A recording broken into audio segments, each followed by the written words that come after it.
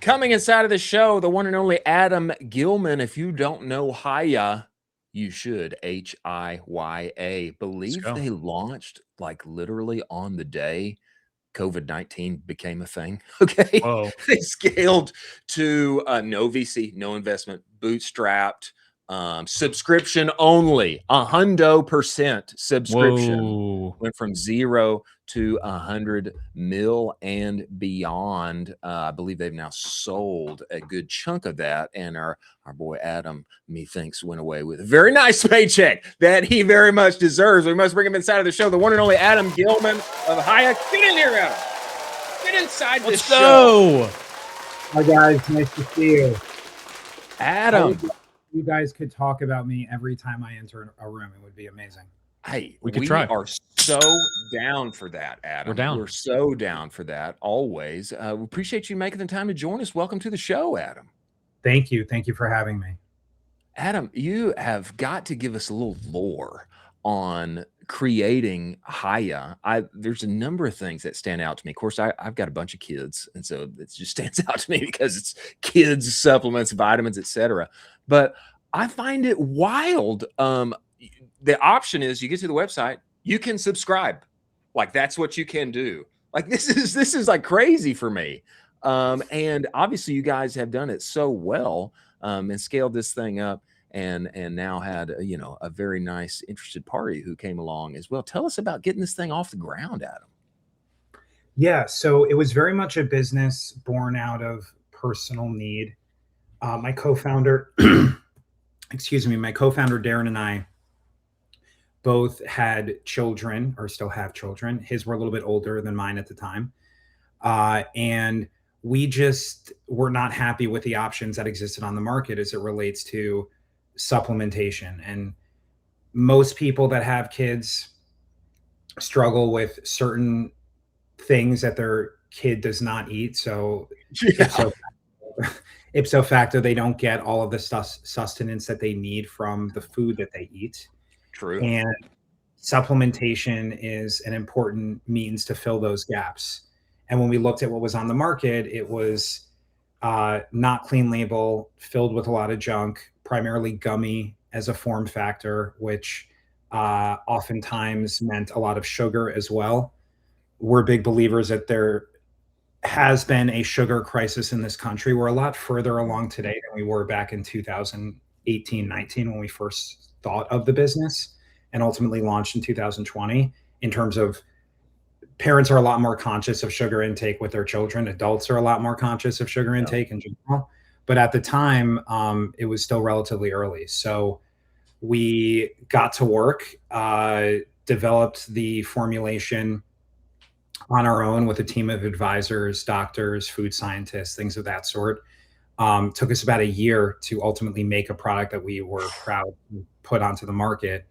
And yes, we launched day 0 when WHO announced that the COVID-19 pandemic. Crazy. Wow. That's crazy. Adam, could you dive into a story you told recently about it, which is kind of called the U-Haul moment, which kind of changed the trajectory of the company? Could you talk about a little bit about this, what happened? How do you know about the U-Haul moment? We do our research. Yeah, I appreciate that. So the U-Haul moment was we were having fulfillment issues. We launched, using a very similar strategy that most people do, find a 3PL. We were obviously very product and brand focused, but once we developed our product, we were really focused on acquisition marketing, right? And from day one, we were customer obsessed, constantly speaking to our customers, paying attention to the feedback that we were getting. And there were just all of these fulfillment issues, delayed orders, wrong products being shipped, et cetera. The fulfillment center that all of our product was housed at was about a 4.5-hour drive from my house. I made the decision that I was going to do it myself. And I was afraid, and granted, they were very nice about it, the fulfillment or the 3PL that we were using, but I was just afraid that if I said, you don't have my business anymore, they were going to do something. So I said, I'm just going to have to show up there and say, I want my product, and then I'll be on my way.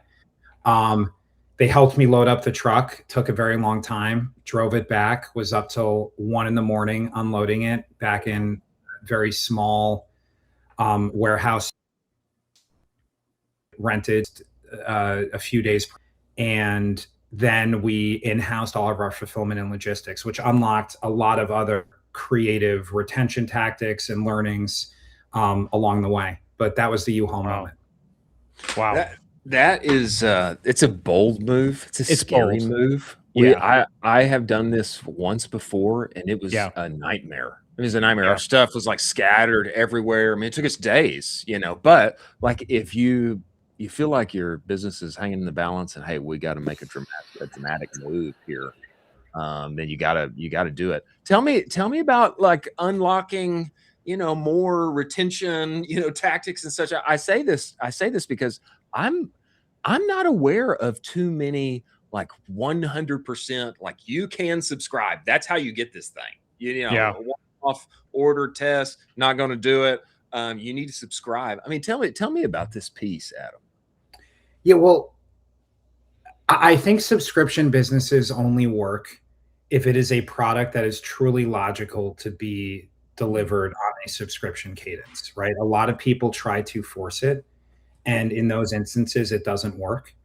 One of the reasons we were very big believers in the category, separate of the fact that we knew that there was a distinct need for it, was supplements are not medication, right? They are something that you take over a long period of time, and you need to take them on a continued cadence in order to ultimately see the benefit.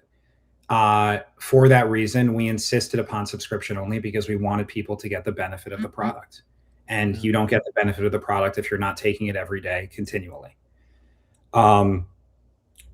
Being a subscription exclusive business, we were obsessed with understanding all of the reasons why people did or did not love the product and the product experience.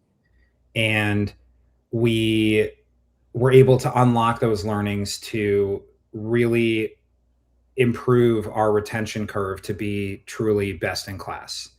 When we understood what taste issues people were having, we made improvements to the taste of our formulation. We understood that we offered 4 different flavors in our initial SKU.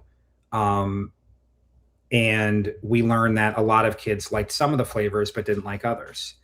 And we came up with this wacky idea that only could have happened because of the fact that we insourced our fulfillment and subsequently built our own FDA grade clean room inside of our facility, that a kid might want to have the green apple flavor on Tuesdays and Fridays and the berry flavor on Wednesdays and the tropical flavor every other day.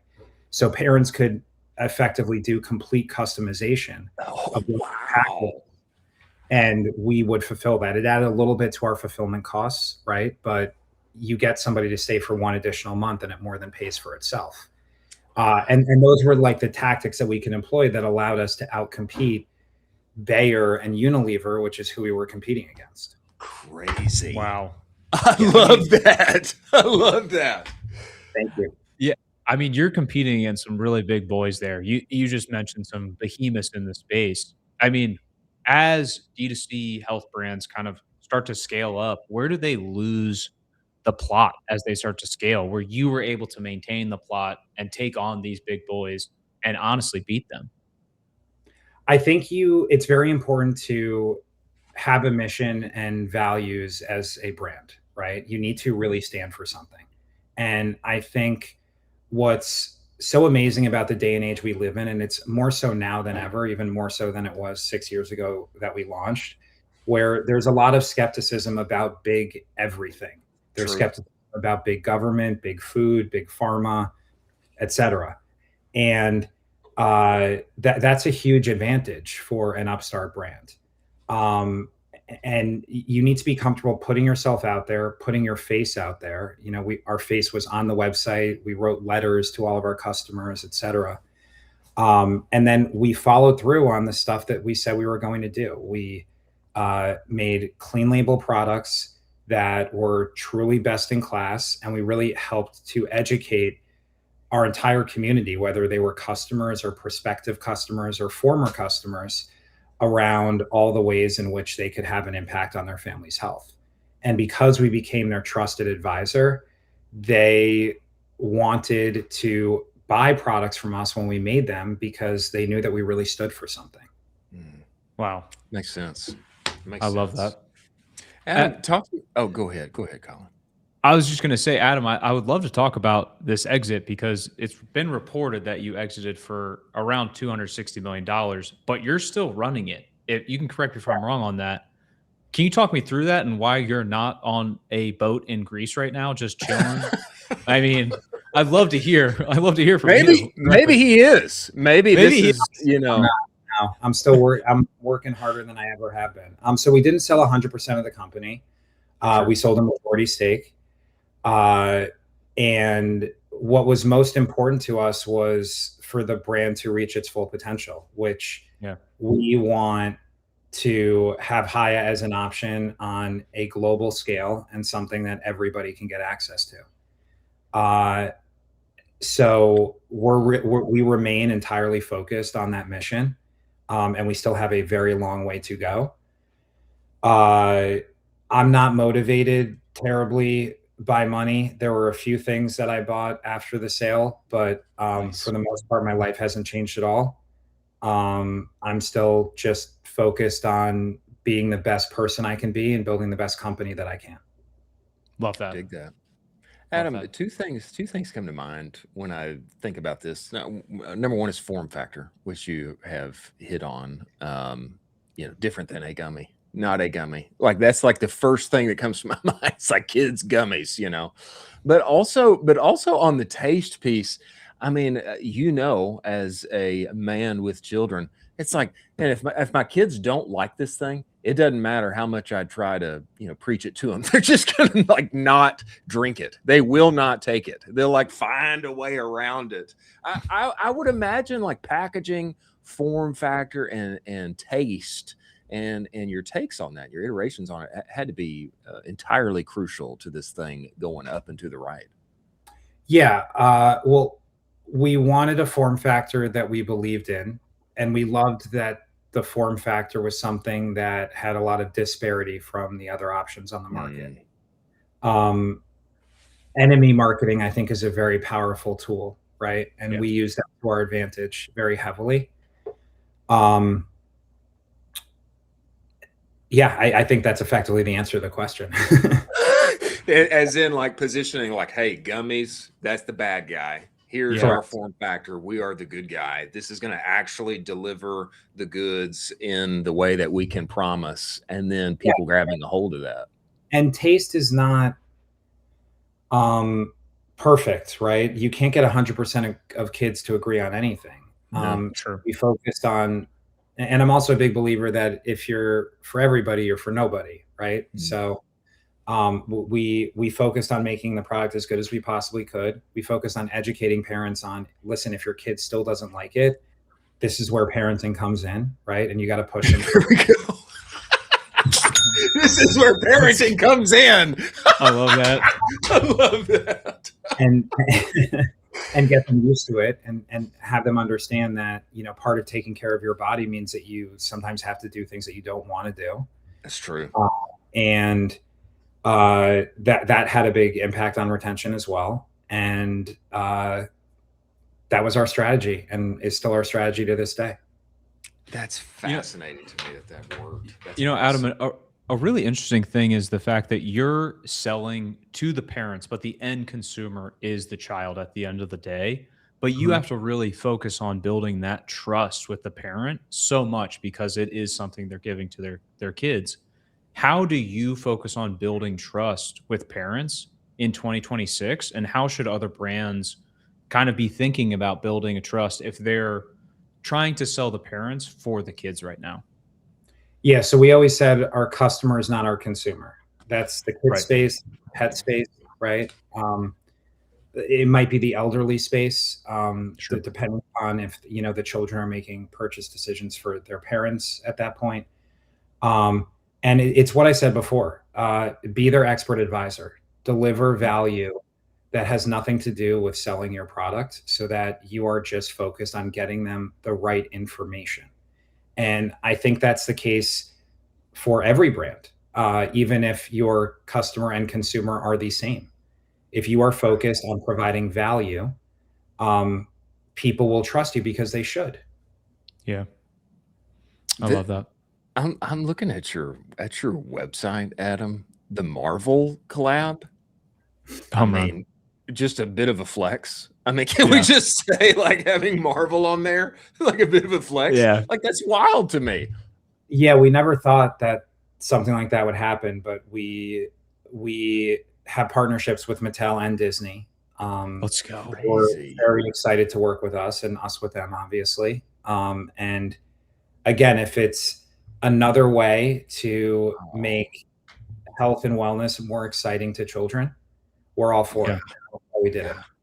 yeah. An interesting thing. I would love your honest reaction to this. You can say no, but as a result of that Marvel collab, did you see a noticeable bump from the Spider-Man release just as a byproduct You're of being in always the ecosystem? you're always on this. He's I big love on it. Spider-Man right Big now. on He's big Spider-Man. on I'm big. Spider-Man. I saw It's it. gonna be. It was great. My kids loved it too. Let's go. We didn't necessarily see a super strong correlation, though. Got it. I think part of it is we're more of the um, like mini versions of the Avengers in terms of the branding there. Mhm. But we did not see a meaningful bump. It just is something that, again, is a means for us to reach kids where they are. If there's a kid Sure. that is obsessed with Avengers, and that means that one more kid is going to say, okay, I wasn't willing to try this and now I am, Yeah. Yep. that's fine. Yeah, and they totally will. Like my girls, like the Disney princess thing. It's like Oh, it's over. You put Disney princess on there. It's like I like it That's- 75% more automatically. Yeah. It's like crazy how that works, but it's true. Yeah, totally. Wow. Disney Princess was great for reaching young girls. So was Barbie. Hot Wheels Oh, was great for reaching young boys. great Oh, point. Most of the Disney properties are, Mhm. besides Disney Princess, are pretty gender agnostic. So whether we did Yeah. like Lion King or Fantasia, Fantasia was an interesting one because that's that that's something a lot of kids don't know. So it was Right. something that created a connection between parents and children because parents know Fantasia. oh. That's Do you have any interesting. kind of dream collabs or collabs you're currently cooking up that you're kind of destined to release soon? Not really. We're focused on just making the best products. I mean, we've always joked that Minions would be perfect just because the yellow Oh, like Oh, true. let's yeah. go. True. Of Um, course. but we'll just see what comes our way. It's not really something we actively work on. Both of those were a little bit more organic in terms of how they came about. I We're love most Wow. the focused on Minions product. idea. Yeah. Calling all minions. We need to make this collab happen ASAP. I would love that. And like the It would- bottle like looks like a minion. The bottle is like That's in perfect. minion do form. anything. We wouldn't have to do anything. It would. That's it would- Come on. crazy. That's crazy. One that I don't see on here, Adam, that I know you've got in the future to tie together that kind of parent, child relationship is a Stone Cold Steve Austin from the WWF. I know that one. Smack the things together and take the supplements. That's got to be on the on the product development roadmap. One would guess. I'm kidding, Adam. Man, this is incredible, and we love what you're doing, man. I even see the free sunscreen. I thought that's so interesting in context of all of this. Man, tell us this: is there anywhere you write on? You talk on the internet regularly, brother? Is anywhere people should be finding you and following you as you continue to do your thing? Up and to the right, taking Hiya global. Yeah, X, just at Adam Gillman. I Let's go. put out a fair amount of content, and just all of our Hiya socials. Check out our website, check out our Instagram. Support a company that's driven towards making kids all over the world healthier. That's Incredible. yeah, that's the real deal. And we can tell Let's that go. you are the real deal, Adam. Let's go. Brother, we appreciate you making the time to join us. I'm gonna get some for my kids. Make that note, producer Jack, so that I make sure that I buy this after the show. We love it and we love what you do, and we appreciate you making the time to join us. Thank you, Adam. Look forward to having you back, man. Absolutely.